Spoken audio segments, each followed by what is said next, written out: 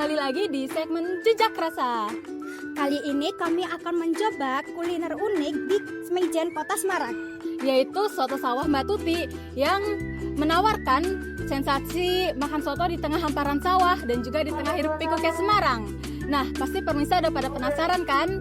Yuk ikuti kami mencoba soto kuliner ini. Yuk.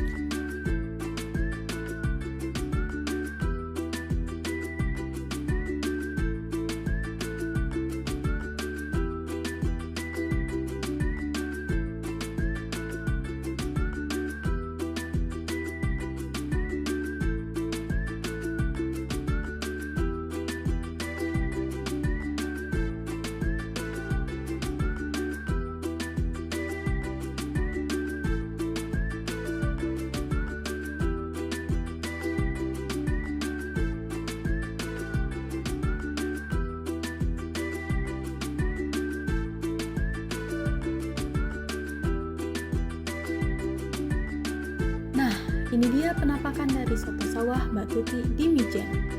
Kali ini kami memesan soto dengan porsi mangkuk besar. Soto di sini memiliki cita rasa yang khas. Mereka memiliki jenis soto kuah bening kaldu yang begitu gurih. Istimewaannya bukan hanya pada rasanya, tetapi juga pengalaman menyantap soto langsung di tengah hamparan sawah dengan pemandangan Gunung Ungaran yang terlihat jelas. Menghadirkan suasana tenang dan segar yang membuat hidangan ini terasa lebih istimewa.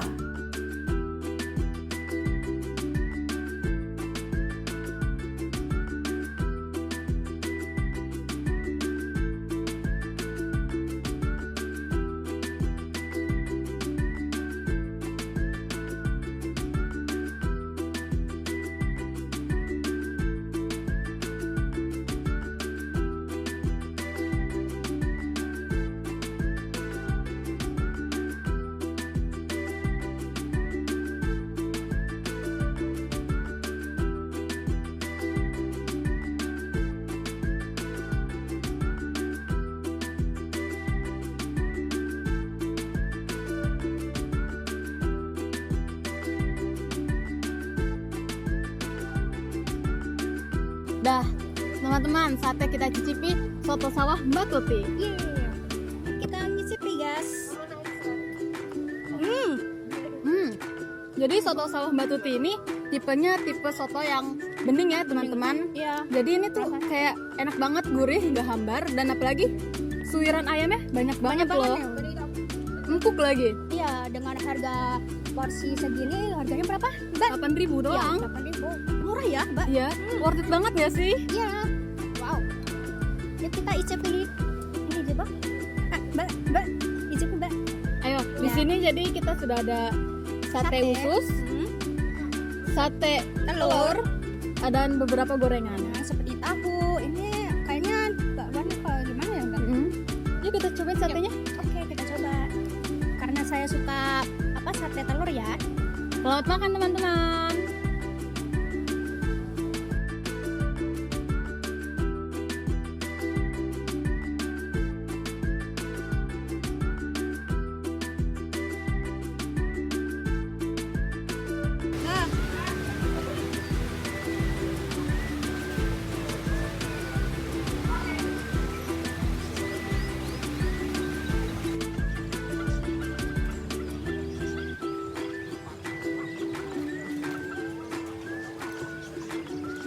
Ya, 145. Ya.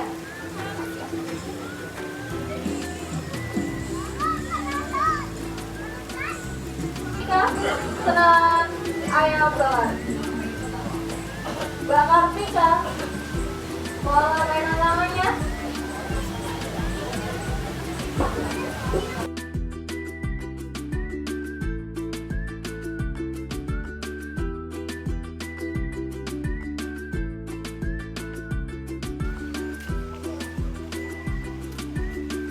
Nah, pemirsa Jawa Foods TV, setelah kita kenyang nih makan soto yang tadi itu, saatnya kita berfoto-foto di spot foto. Yuk kita masuk yuk.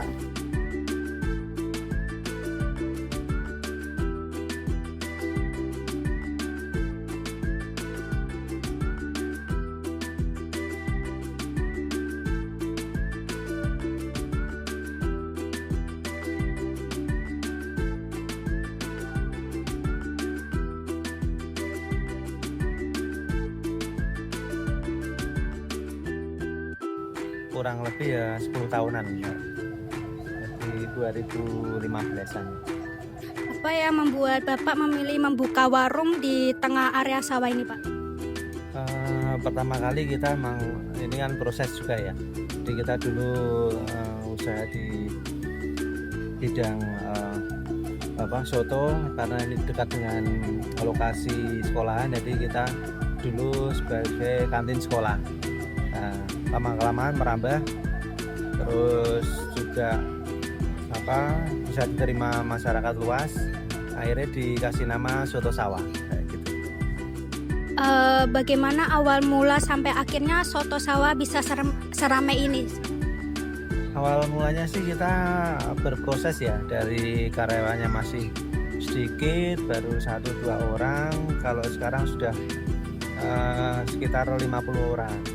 Jadi kita jalannya juga sedikit-sedikit, mulai dari lokasi yang ada di sini di bagian atas, juga akhirnya merambah bagian bawah yang dekat dengan sawah.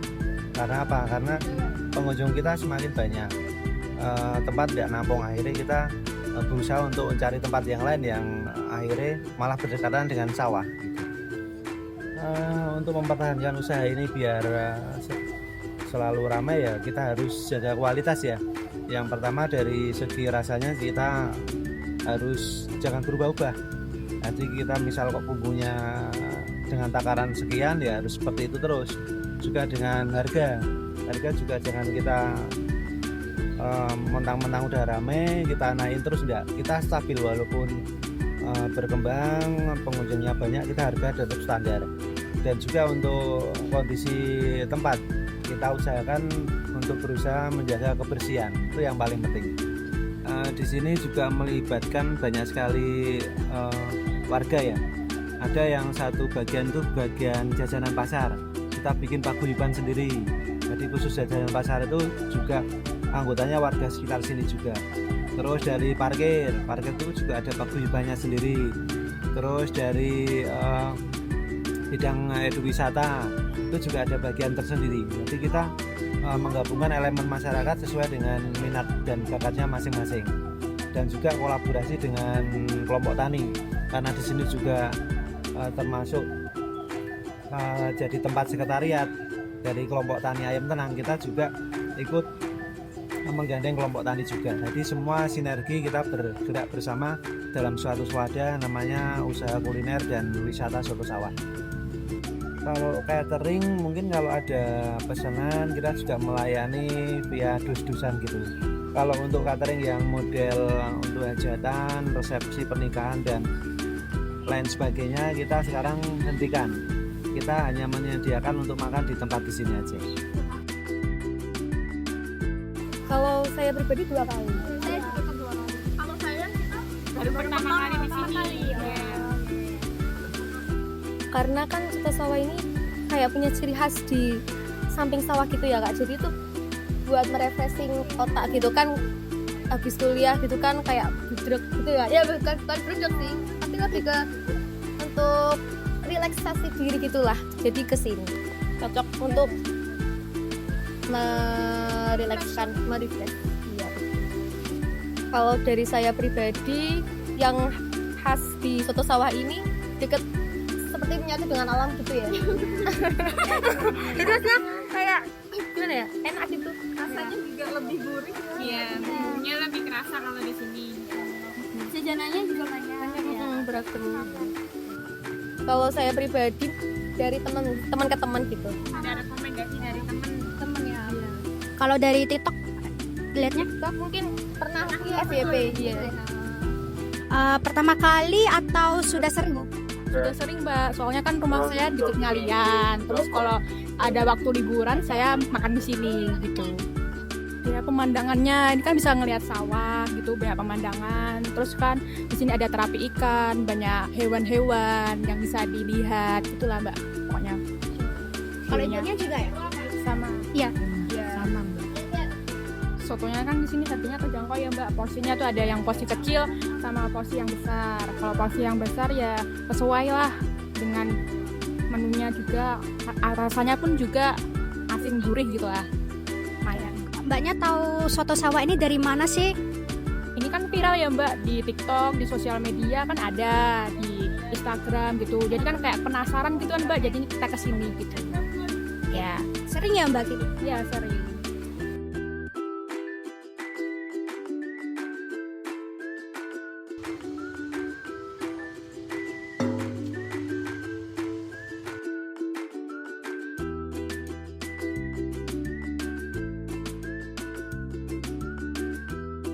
Nah, pemirsa Jawa Pos TV tak terasa sudah di penghujung acara nih. Betul sekali, tadi kita sudah menikmati soto segar dari soto sawah Mbak Tuti dan kita juga menikmati pemandangan sawah yang ada di sini. Belum lagi kita juga sudah mencari-cari spot foto yang ada di sekitar sini nih pemirsa. Ya, betul sekali. Untuk pemirsa Jawa Pos TV, kapan nih ke sini ke soto sawah Bu Tuti? Jangan lupa mampir ya. Baiklah, sampai jumpa di segmen Jejak Rasa berikutnya. Kami pamit undur diri dan sampai jumpa.